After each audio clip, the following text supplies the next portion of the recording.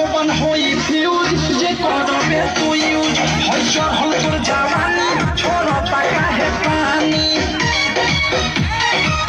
हे रानी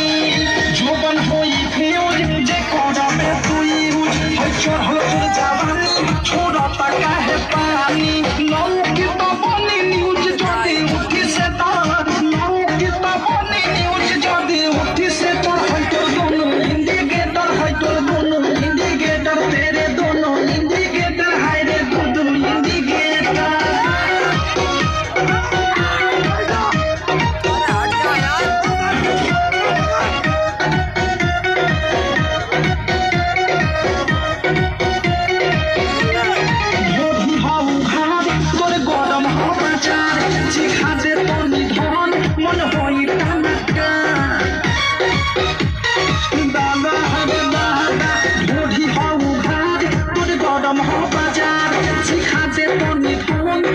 होई काना तम धोली कोनो कोली फस जाई मेदार धोली कोनो कोली फस जाई मेदार होई तो दोनों इंडिकेटर होई तो दोनों इंडिकेटर तेरे दोनों इंडिकेटर हाय रे दोनों इंडिकेटर